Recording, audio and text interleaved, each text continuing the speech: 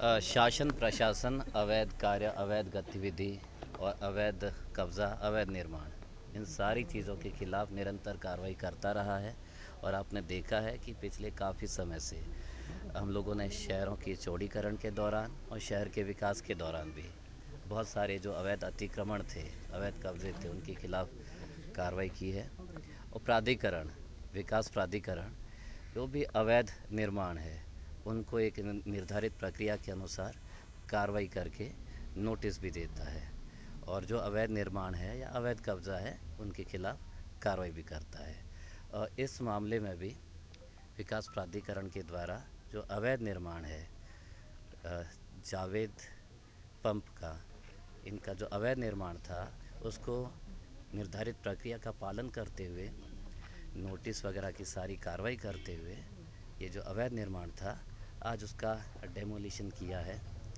और इस पे काफ़ी बड़ी टीम ने कड़ी धूप में कड़ी मेहनत करके कार्रवाई की है। और जितनी भी अवैध गतिविधियां हैं, अवैध निर्माण है, शासन प्रशासन उनके खिलाफ कार्रवाई करता रहेगा। दंगा भड़काने के मामले में गिरफ्तारी हुई है इनकी। इन बिल्कुल उपद्रवी तत्व जितने भी हैं उनको हमने चिन्हांकित किया है। हमारे पास बहुत सारी सीसीटीवी वीडियो फुटेज है और उसके आधार पे हम लोग निरंतर कार्रवाई कर रहे हैं। और जो भी दोषी है उनके खिलाफ कार्रवाई कर रहे हैं, उनकी गिरफ्तारी भी की जा रही है।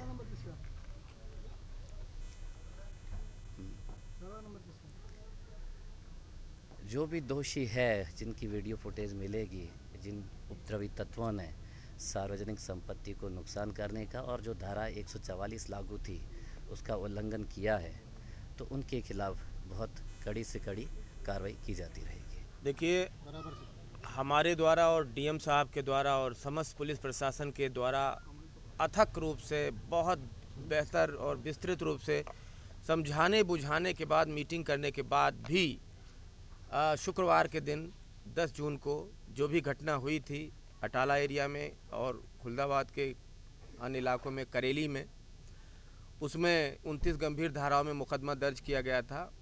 और 24 घंटे के भीतर त्वरित और तत्परतापूर्वक सख्त कार्रवाई करते हुए कुल मिलाकर 68 उपद्रवियों को न्यायिक अभिरक्षा में भेजने की कार्रवाई की गई है।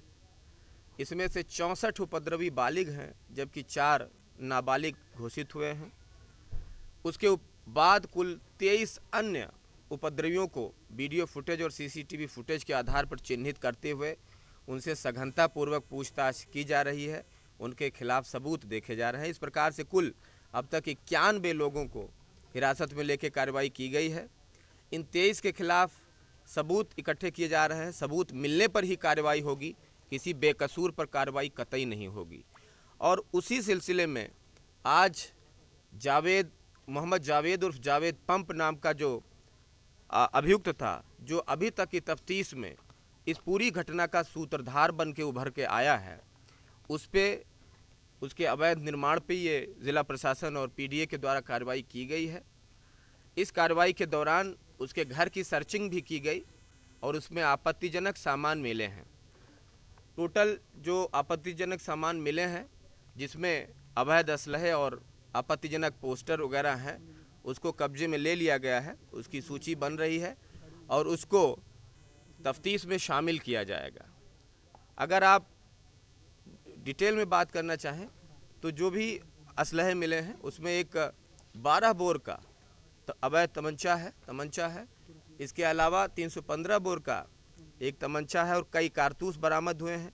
कुछ कागजात बरामद हुए हैं जिस पे माननीय न्यायालय पर तल्ख टिप्पणी और आपत्तिजनक टिप्पणी इस मोहम्मद जावेद उर्फ जावेद पंप के द्वारा किया गया है। इन सभी चीज़ों को ऑन रिकॉर्ड लिया जाएगा और इनको सबूतों में शामिल किया जाएगा, ताकि सबूतों के साथ अच्छी लिखा पढ़ी करते हुए माननीय न्यायालय के समक्ष इन सभी चीज़ों को पेश किया जा सके। एंटी नेशनल कुछ लिटरेचर मिला है, कुछ एंटी नेशनल स्टेट के अगेंस्ट कुछ ऐसा कुछ मिला है? लिटरेचर मिले हैं, कई किताबें मिली हैं, उसका एक एक पन्ना भी पड़ताल किया जाएगा। क्योंकि आप देख रहे हैं पूरी टीम भावना से, पुलिस और प्रशासन के सैकड़ों जवानों ने इसमें मेहनत किया है और बहुत देर तक ये पूरी धूप में, चिलचिलाती धूप में कार्रवाई हुई है। बड़ी कार्रवाई है ये। 5 करोड़ से भी ज़्यादा की संपत्तियों को नियमानुसार जमींदोज किया गया है और आगे भी कार्रवाई जारी रहेगी। अभी जितना भी लिटरेचर मिला है, झंडा, पोस्टर, बैनर, कागजात मिले हैं, सभी की गहराई से पड़ताल की जाएगी कि किसने लिखा है, क्यों लिखा है, इसकी मंशा क्या है।